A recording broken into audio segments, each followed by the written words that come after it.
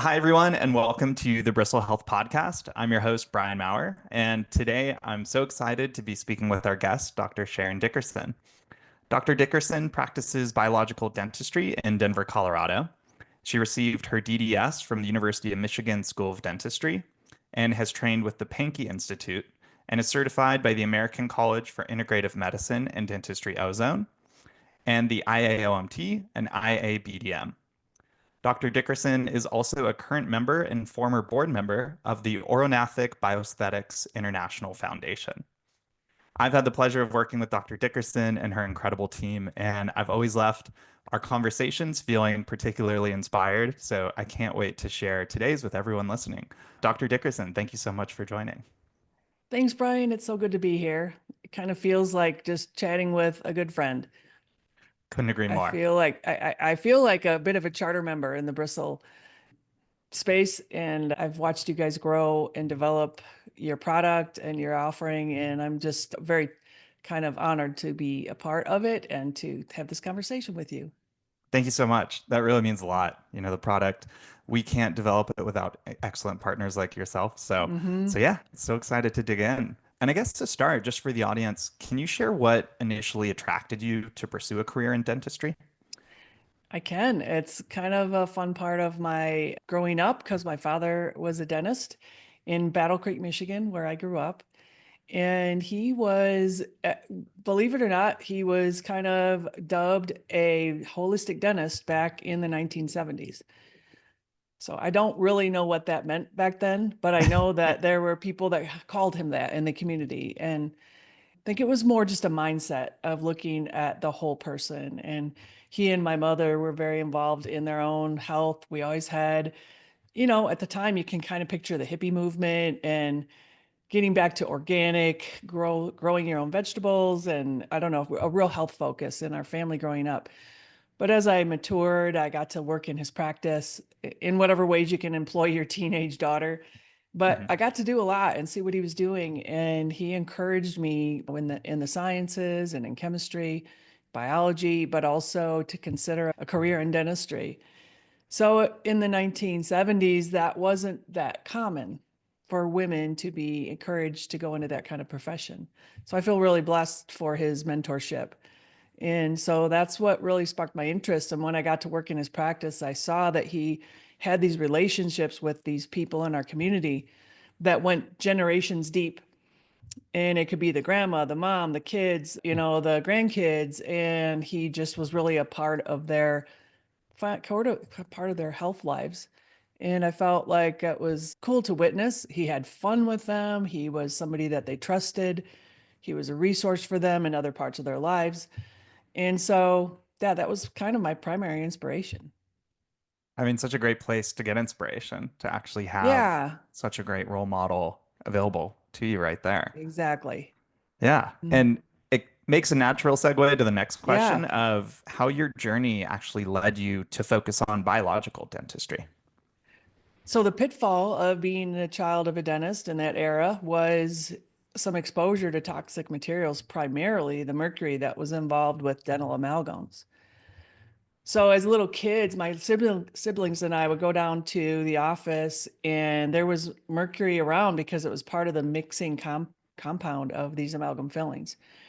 And just we would go, there was literally a bottle of mercury that was going to Gosh. be mixed into a machine. And so we would go and squirt it on the counter and play with it. And in those days of the 60s and 70s, my dad was probably placing quite a few of those types of fillings. And he probably came home with it on him. We got exposed to it. And then once I became a dentist and you go through dental school, there's zero protection for that toxic compound. And then I really was indoctrinated to not place them very much, but I still was charged with excavating mercury fillings in the process of fixing a tooth. And I, in my early 30s, became quite toxic with mercury toxicity. So Mhm. a lot of other heavy metals, but took a long time. This would have been the early 1990s to figure out why I wasn't feeling well. I had chronic fatigue, fibromyalgia, which was what was diagnosed at the time, but nobody could figure out a root cause. Took quite a while to figure out a root cause was this heavy metal toxic load. So I was able to find practitioners that helped me chelate that metal out of my system back in that era, which was took a long time, and it was a lot of investigation. We didn't really have Google back then. Yep. So once I figured out what was going on, I had this question about, okay, even if I somehow get healthy and get this out of my body, how am I going to continue to be a dentist? Because it's part of our world. So that's what took me to learning how to manage mercury in a safe way in the office. And that sort of takes you down the track of, okay, there's potential toxicity in a lot of our dental products and materials. How am I going to stay healthy? Mhm. But then you realize, okay, this is in my patient's mouth and in their body. And then you start thinking about your patient's total health. So that was really my entry point into thinking about the dentistry more as a holistic practitioner, almost out of self-preservation. Yeah. And Mm-hmm. it's such an interesting common theme I hear on these conversations and in Mm, practitioners we work with that, so often it starts with either yourself or a family member or that one patient, where you just uncover this issue and right. just are digging deeper in search of a solution just to solve your own problem or, Mm-hmm. you know, and I think coming upon these hurdles of, okay, well, this isn't giving me the answer. This isn't giving me the answer. And then Right. once you see it that way, there's no other way to. And for people who are listening and may not know the difference between a traditional dental visit and a biological dental visit, Mhm. can you explain how a visit to your practice may differ from a standard dental visit? Yeah, and I don't know if I'm representative of other biological dentists because I've had a lot of other influences as far Mhm. as dental practice structure, practice philosophy, a lot of different things. But for my purposes, I think in our practice, it's a whole structure of how patients are brought in, how patients are the intake process is just has a lot more time and detail. And I think the major theme is stepping back, taking a breath, really trying to understand where this person's starting from. And that starts with the initial phone call. And our front office staff is well trained and highly passionate and compassionate about people that might be calling to determine if this is really the right place for them. Because we want to make sure that we're in alignment philosophically about health or just provide them an inspiration towards the next step. So that first phone call is important. It's actually a scheduled thing for our front office. They schedule these calls, take them very seriously. If it seems like it's a fit when patients come in, they have a 2-hour appointment with me. And that's undivided attention for the most part. I have a practice structure where my staff knows that that time is basically sacred. And I have the kind of the benefit of not feeling pulled to run out of the room and go do a lot of other things. I'm really focused to just get to know this person, these new people that come in and understand their health journey that they're on, how the dental piece fits in, and just take enough time to really understand where they're starting from. And then I think the difference is keep just going exponentially from there because once we understand the starting place, then it kind of informs us as to what pieces are missing for them. What information can we provide about their oral health, especially as it relates to their systemic health that they don't already have. And sometimes they have great practitioners and sometimes they don't. So to me, it's really important to have kind of a community that can help support this person beyond just the dental piece. And so, yeah, we do a very thorough diagnosis, but honestly, that comes after this investigative process, which is really almost more of a person to person relationship based. I don't know, interview isn't even the right word. It's just a conversation that helps us just find our common ground and find where they're starting from. So take some And I think time that's and focus. Yeah. And it's not surprising at all that Mm-hmm. there's so much thought and time and attention put to it because it's something I've always really admired about you and your practice and your care philosophy are those deep relationships that you and your team are Mm-hmm. able to form with your patients. And, from our conversations, I had learned that this isn't just chance and it's really a Right. skill that you've honed and crafted. So want to spend a little more time there because I think Mm-hmm. it's just so important. And as we've discussed, unfortunately for many, their dentist Mm-hmm. patient relationship history may not be a good one. I'm Mm-hmm. curious, what are some of those factors you think why this has traditionally been the case? And, Mm-hmm. you know, I guess just continuing on that thread you were on, how Yeah. do you go about breaking down some of those barriers to create those deeper relationships? Mm-hmm. It's a challenge not just in dentistry, but across, I think, any medical field. Just the hefty load of getting through the educational process. There's a lot of debt that can be incurred for a practitioner who's gone through dental school or medical school or naturopath school or all of these. It's multiple years of investment. And if you come out of that and you're just entering into the workforce, you have all this knowledge, but like, how do I direct it? How do I organize it? And there's something to be said for just in those first few years, getting your reps in and just seeing patients and providing the services you've been trained to do. But I think most practitioners come to a turning point where they have to really define what they're actually going to focus on, what they want to do. It's unusual to break away from maybe the traditional models in dentistry and medicine, which are going to direct you towards, for lack of a better way to say it, an insurance-based model, something that's being driven by what people, the patient's insurance will pay for, by what the organizations that manage those care plans tell you and the dentist and the patient what's appropriate and what's supposed to be done here or what's going to be paid for. When that's the driving force, it can be very frustrating pretty quickly for the practitioner because it's not an expansive paradigm. It's a limiting paradigm. So you're limited to these procedures. You're limited, the patient's limited by what their maximum benefit is per year in the dental insurance world. So I think the biggest thing that a young dentist could do is start to learn what they actually want to focus on and what's their purpose and their mission in this profession, and really start chunking away at their own personal development so that they can maybe break away from that model. Not that it's an inherently evil model. I don't know if it is or not, but I know for me, I got quite discouraged when that was a lot of my conversations is, what is my insurance going to cover? Hmm. Because that's not really attentive to, all right, what's my total health impact about my decisions going forward? So I feel like it takes a different skill set, a different mindset, and some risk. You have Yep. to be willing to go break outside the mold if you want to get into the realm of a more holistic approach. To me, that's where the gratification is, and it's been worth every single step I've taken, but it has been countercultural. So that's kind of where I've landed.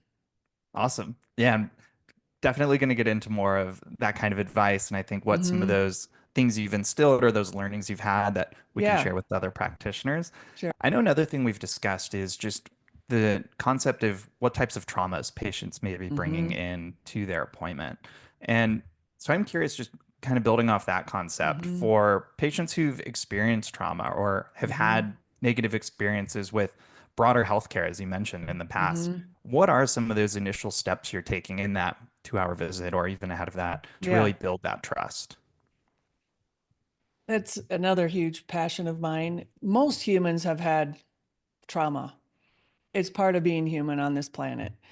But some people have really more extreme emotional trauma. It could be in a dental or medical world or outside of that. And so when we're asking people to come into our space in a dental office, it's a very unique thing that we are actually, if you're going to be a dentist and you're going to enter the mouth, that is inside their body. It is in their face. And it can be very provoking of even subconscious anxiety, and even the conversations that might lead to that can be just really nerve-wracking for a lot of people. So to first of all, to just accept that that's a privilege that we have as a dentist. It's not something that we should just expect people to come in and, all right, sit down, open wide, here I come, be good with it, or else I don't have time for you. I feel like that's kind of easy to fall into as a practitioner because you know these procedures, you're ready to do the work, you want to get in there and fix stuff.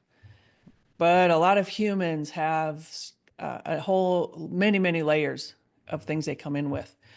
So, I think I've been informed by my own traumatic experiences in life, and I've been through my own health journey and emotional and psychological growth around those things. That's been part of how I can maybe meet people initially in a very different way than maybe how I was trained in dental school. So again, like I mentioned, when people are met on the phone call with a real human who's empathetic and just wants to understand them and encourage them, that's the first step. And then the physical space, I think, is important. I have my office very specifically laid out and designed so that it feels more like a home. It feels welcoming. There's soft colors, there's soft music, it's happy people. I hope people feel a vibe of support and, I guess, happiness.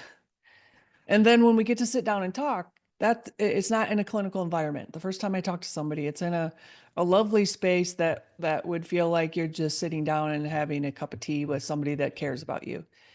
And that's when we really start to talk about what's on their mind, where their health is, where their dental health is, what's happened to them.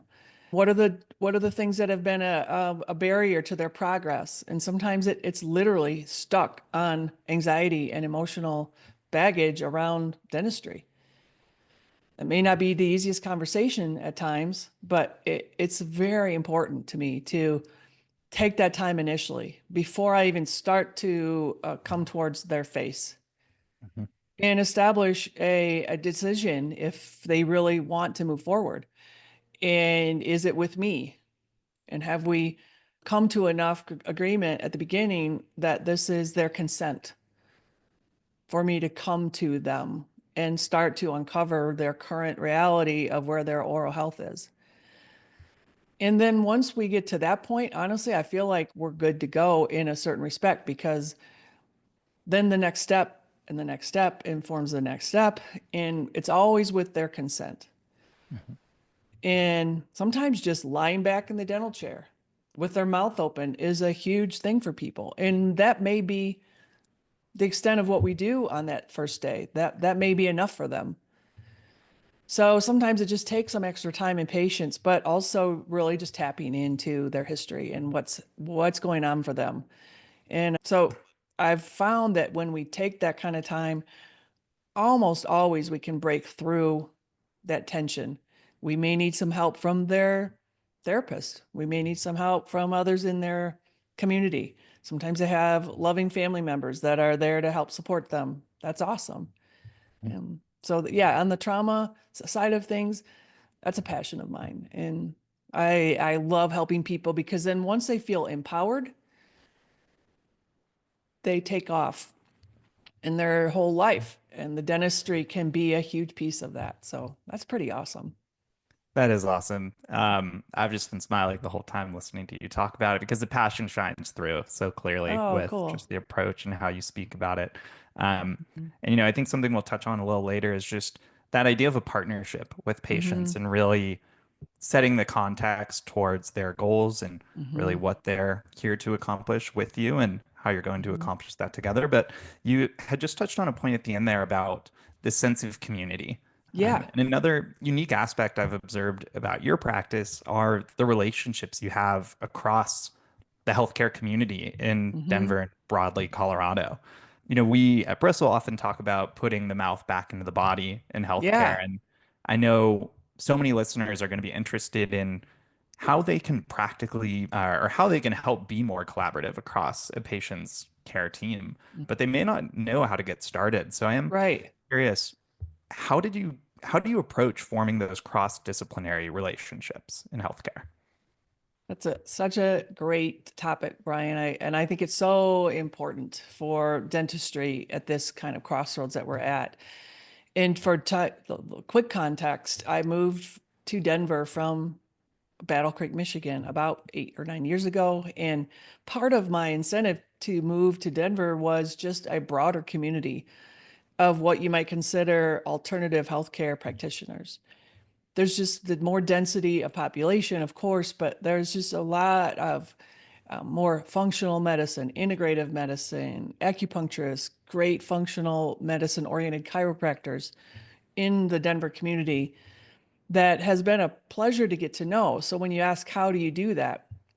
Some of it is luck. Sometimes these practitioners are more sophisticated than a lot of people in the dental community about holistic dentistry. So you might start getting some referrals, but this to me is really the onus is on us as dentists to reach out.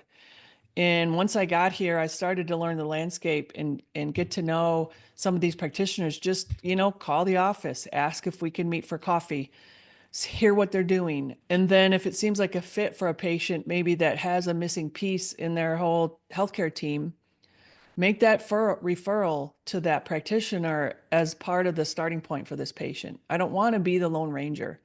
I know there are dentists maybe in different types of communities where they just want to get into all the medical and nutritional counseling and blood testing, and that's great. It's not exactly where I want to live. I want to be in a community so that then when I make that referral, I make sure that that practitioner understands the details. What's happening for this patient dentally? What are the toxic potentials that they have? What's the best time for this patient to mitigate the mercury? They have an infected root canal. Are they healthy enough to sustain the surgery that would be involved in that? If not, what steps can we take to get them prepared?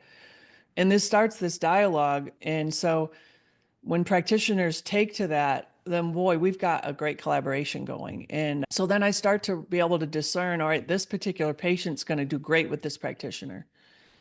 And that's often a very kind of a ground zero starting point for them on their health.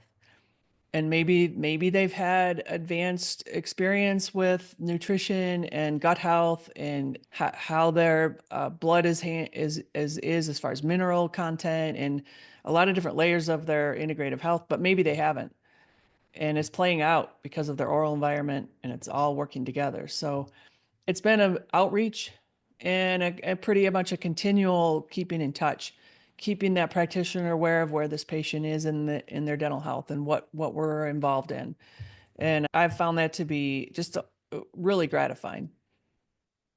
That's amazing. And, it, like I said, it just shines through. And I think just understanding the patients at that depth and at that level Mm-hmm. to really get that buy-in of being a part of their comprehensive care team and then Mm-hmm. having the ability to actually extend those relationships further and bring people in as needed. And, as you had mentioned at the end, that it's so gratifying. And Mm-hmm. I can just, from our conversations and from seeing the way you practice, I can just see that this way that you've developed of practicing dental care is so Mm-hmm. fulfilling. And so I am curious, just what advice you might have for other dental professionals who may be looking for more fulfillment in their career. Mm-hmm. It's probably a progressive self-development journey for the dentist. Nobody's going to do it for us. A lot of dentists coming out of school kind of end up in more of a corporate environment, which again can provide you with an opportunity to hone your actual clinical skills. Great. But for the fulfillment piece, I feel like take some really deep dive interpersonally and in your own personal development, which is sometimes way harder than dental school, depending on where we all came from. The piece of us that is being held back or that has desires that are unfulfilled. So that's where I think there are different resources. There's personal coaches that can help you find your purpose. There's a lot of written materials, some of my favorite books like A Purpose-Driven Life by Rick Warren or Man's Search for Meaning was so impactful for me by Viktor Frankl.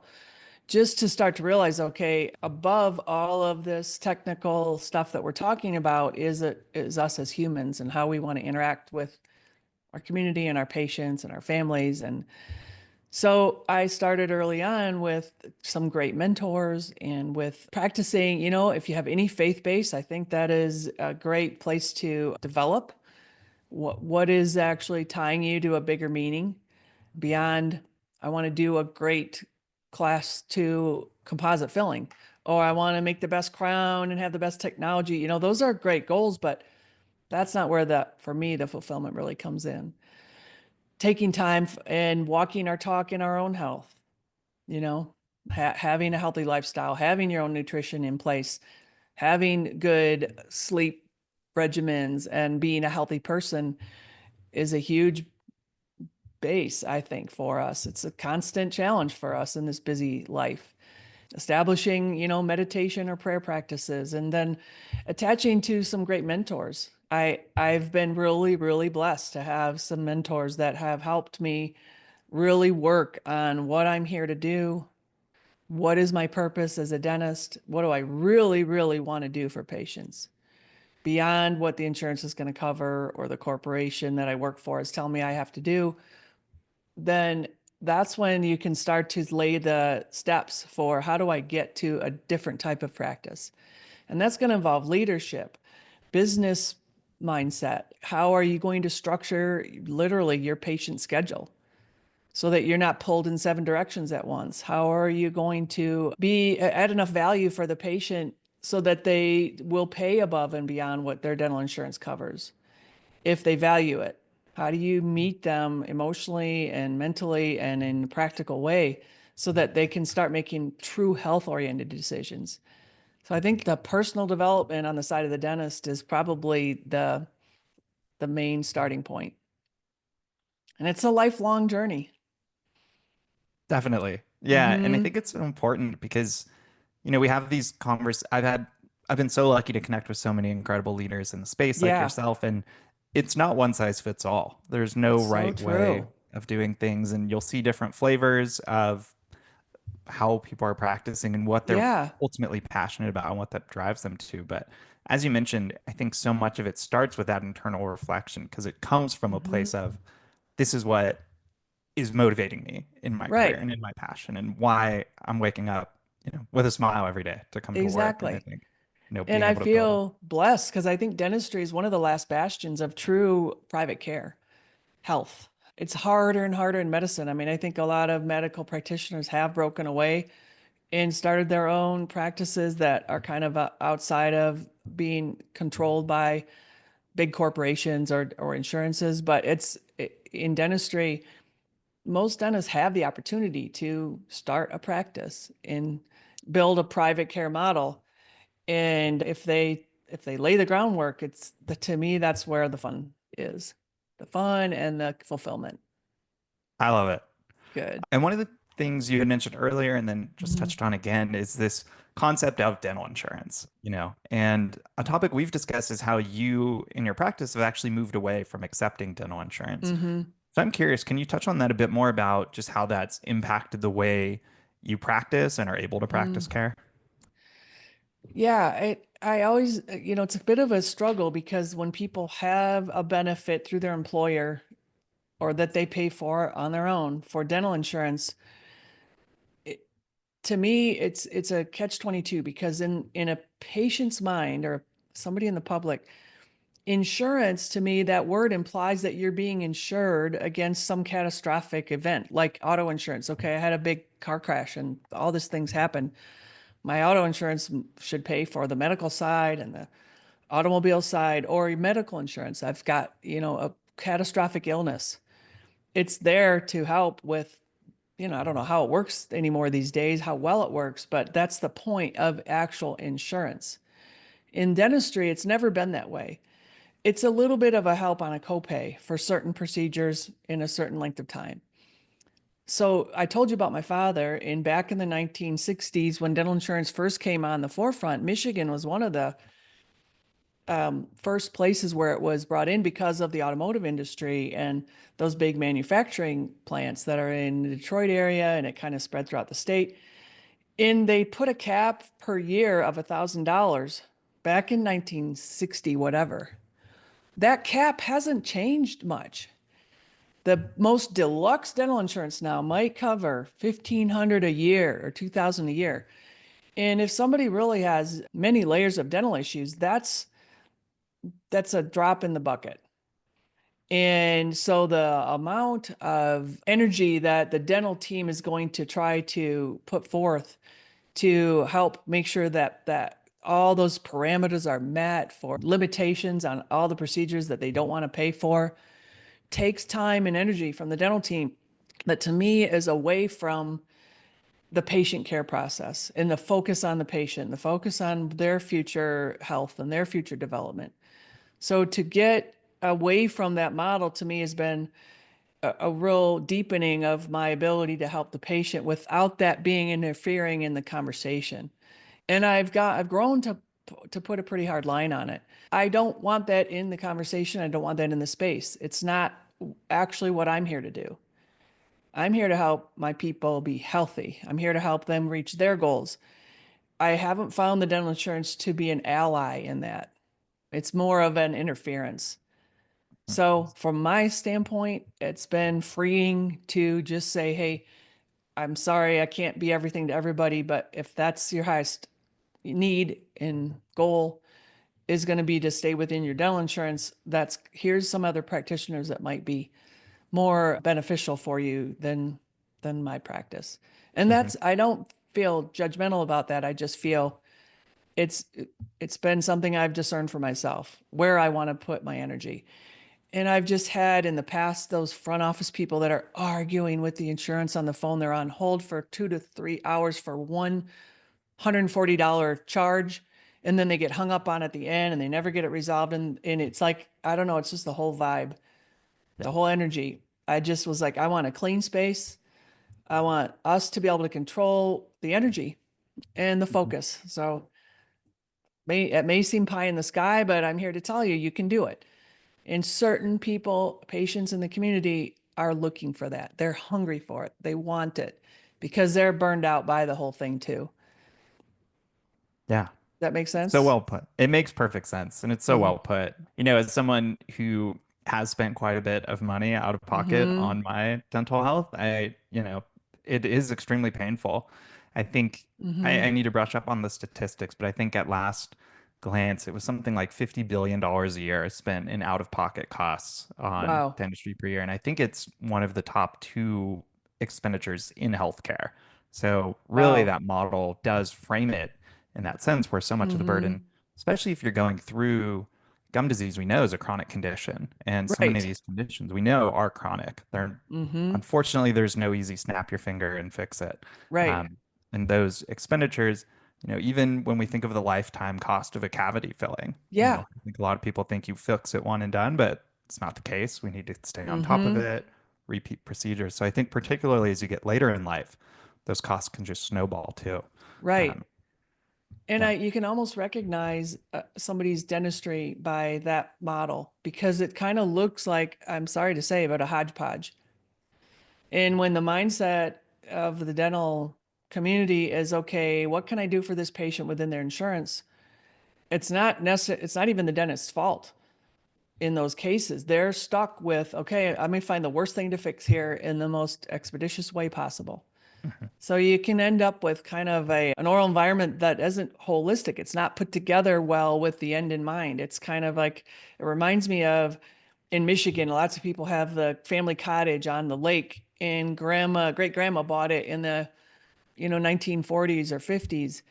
And then the next generation decided to add a bathroom. And then the next generation said, oh, we need another wing over here with a bedroom for the friends. And you get this kind of, yeah, it's sort of you just put the next thing on it, but you didn't end up with something that's cohesive. And it might serve the purpose for the family cottage, but in somebody's oral environment, when it's just been kind of like, put out this fire, put out that fire. Here's something I can do within your insurance, but we really didn't address a lot of these other things that are percolating and going to be trouble for you. So it sort of drives a very limited scope. Honestly, the antithesis of holistic in my mind. Couldn't agree more. Yeah. Hmm. And like you said, so much of it depends on the practitioner and your patient Right. base and really what you're trying to do. And I love that you Hmm. express it with the empathy of that it's not the dental practitioner wanting to be the bad guy in that No, scenario. It's, the incentives that are there and just genuinely coming from a place of wanting to try and help the patient. But that's right. it is great to see that there is a other way to do it. And, Yeah. I think we're seeing it more and more, but, being able to have examples like your practice who have broken away and can show, Hmm. it might be scary at first, but there is a freedom and a Right. patient base there looking for it. I've talked to more and more young dentists who are really trying to get out of their insurance contracts because it feels it can feel like a noose around your neck. Don't mean to be dramatic, but as a dentist, most dentists want to do things well. They want to do it right. They go into dentistry for that reason, and then they get out in the real world, and this is kind of like, okay, limits, limits, limits. You can't do the things you want to do because of all these limits. And it can, I don't know if it's still true, but there's a lot of mental health issues in dentistry. And I think some of it is this pressure of the discrepancy between what you can see could be possibilities for this patient, but what the limitations are. And it's hard to live with every day. So I really encourage young dentists to start getting on their own growth path. Incredible advice. Thank you Mhm. so much. So switching gears a little bit, really interested in kind of some of the newer tech and, I'm a nerd on this stuff. So I'm Yeah. curious, what are some of those exciting trends, whether technology or just broader Hmm. trends, kind of building off, moving away from insurance, but what are some of Right. those exciting trends you're seeing in the dental field? Probably one of my top things that I love that's in the kind of the biological dental space is the use of oxygen ozone. Mhm. I've been blessed to have access to ozone generator. I think my first one I purchased was maybe in 2012. And so that's such a great tool. And I think it's becoming more commonplace in the dental world. It helps avoid a lot of the toxic potential of other products that are meant to help teeth heal themselves. And so oxygen ozone, I think the lasers that are out now, there's so many different kinds for different purposes. In my practice, I have a real great functioning CO2 laser because I do a lot of restorative dentistry. So I have a laser that actually replaces the dental drill for a lot of the work that I do. And oftentimes people can go through those procedures without having to be numb, or at least not nearly as numb as we needed with the drill. I mean, it brings all that light energy into the teeth. It's debacterializing. I like the things that support the health and healing of the teeth. A lot of the digital technology is really cool. It's kind of like it is the way that dentistry is. It's here, it's coming. I grew up in a different era where we have more analog procedures. So I'm really battling with, okay, what's the next shiny object versus what's really going to help my patients reach their goals. So I'm actually before my career's up, which hopefully is quite a long time yet, I'll be making that full transition. But right now I'm kind of living in both worlds Mhm. of technology with digital and analog. But I think also 3D cone beam technology is incredible. We have a way to view and look at the mouth in a whole different way with 3D technology. So we have a cone beam in our practice. And now that I have it, I don't know how I could make proper diagnosis on a biological dental front without it. It is the state of the art, but it's a costly piece of technology. Mhm. So that's the thing with private care dentists. Probably the same with corporate. There's always this balance. How much does this technology cost? Can I absorb it? Am I going to get a return on that investment one way or the other? And what's the actual value for the patients? Because I've seen some dentists get so much technology stacked in their practice that now their debt burden is incredible and it's added pressure. So then they get into a production mode of, Yep. I've got to make so much money a day or I can't pay for all this stuff. And then patients feel that. So technology, I think, is really exciting, but that's why I love like ozone. You buy the machine once and then all you need is medical grade oxygen the rest of the time. It's not super expensive and it's so beneficial. Mhm. So I'm always looking for the cost value, something that doesn't add debt burden, Yep. unsurmountable debt burden, but really adds value for the patient outcomes. So I Amazing. might be low tech, but I don't know. I feel in our practice like we have great technology. It's just not always okay. The next best scanner, the 3D printer. I don't know. I just haven't gone that direction quite yet. I definitely wouldn't describe your practice as low tech. So Yeah. I think you're doing fine there. And, this is usually the point in the interview where I always mention, that I've had the pleasure of working with you and your team and Mm-hmm. offering bristle Right. testing to your patients. And, um, one thing I've enjoyed is hearing your perspective on salivary testing and Mm-hmm. where it really fits into your approach in Right. patient-centered care. Can you share more about that, about how you leverage salivary testing in your practice and where you see it fitting in? Well, that's another good example of it's kind of a high tech, low tech offering. There's no real output of investment, but the value for the patient is incredible with your guys' technology in the Bristle test. So what I mean by that is, I've already described to you that my patients come in oftentimes with a bigger question about their oral health. Many times it's so common, they're frustrated because they feel like they've been in a trap of trying their best to be healthy. And sometimes people come in and my heart goes out to them because they'll have a whole basket or a bag of the products they use every day. And these are hundreds of dollars of great products. And they're like, why am I still getting cavities? Why do I still have bleeding pockets? And so to me, where salivary testing, especially the Bristle test, shines through in my practice is that when we can get this objective data in these reports that really, tell exactly what are the pathogens that are likely contributing to these ongoing chronic problems, including your gut health, including periodontal problems, ongoing decay, and then actually have action steps that are proven by all of your data and research to be effective and efficacious against those pathogens.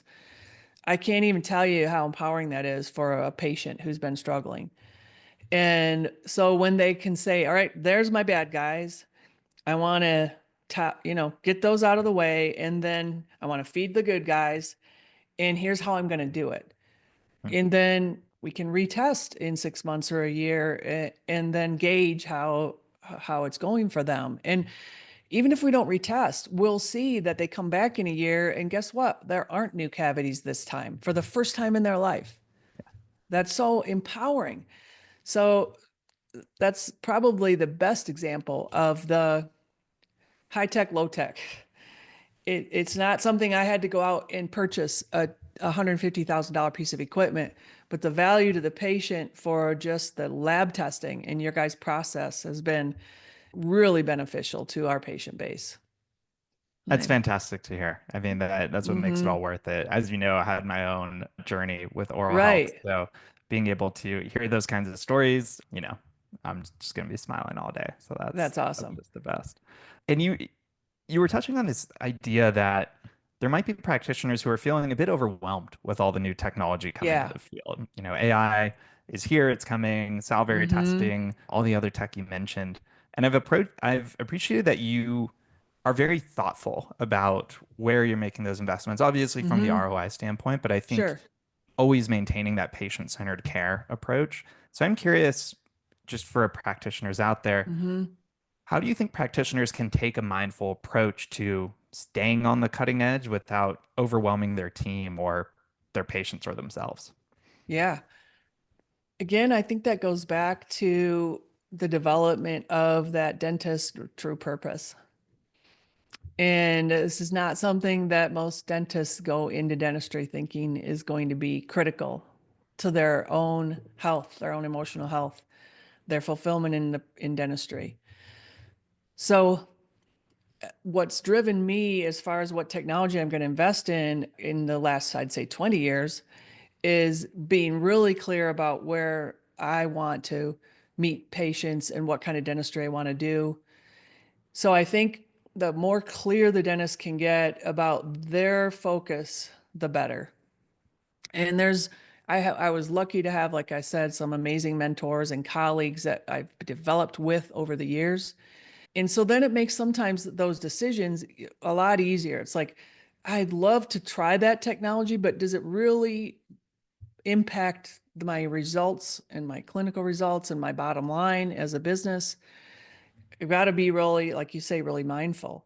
And it's so cool. All of it is so cool. Right. But it can quickly take the whole energy of your practice into, oh my God, now my milling machine's down for the day and we have 3 patients stacked for these, restorations and you have a new assistant that doesn't know how to work it. Now the dentist has to go back and do the things they trained the last assistant.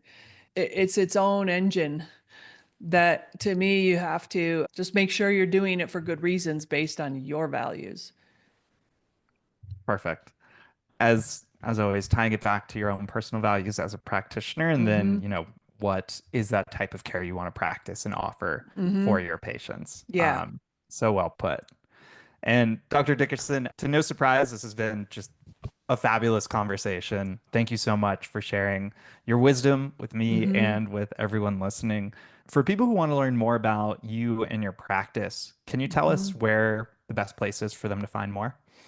Well, I sure can, but thank you, Brian. The work you guys are doing is awesome. And I think just this platform that you have established to help educate dentists about your cutting edge technology, but also just their own development into biological or holistic dentistry. I think you play a really important role. And I hope there are more and more people like you helping encourage dentists on this track because it's awesome. Thank But you. yeah, for my practice, a website, actually, we put a lot of thought into articles and blogs on the website that are educational, we hope. So that's SharonDickersonDDS.com. And then I think on social media, it's just Dr. Sharon Dickerson. So we've got a YouTube channel and Instagram. And yeah, it's been fun to take on that project of helping to educate people, regardless if they're in the Denver area or if they want to travel to our practice, but just in general to up level the recognition of this really, really great emerging field in dentistry.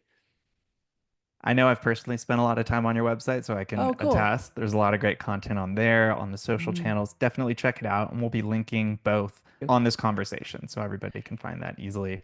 But yeah, thank you so much again for being so generous with your time and sharing and for your leadership in patient-centered care. Looking forward to our next conversation. But for now, thanks so much, Dr. Dickerson. Thank you, Brian.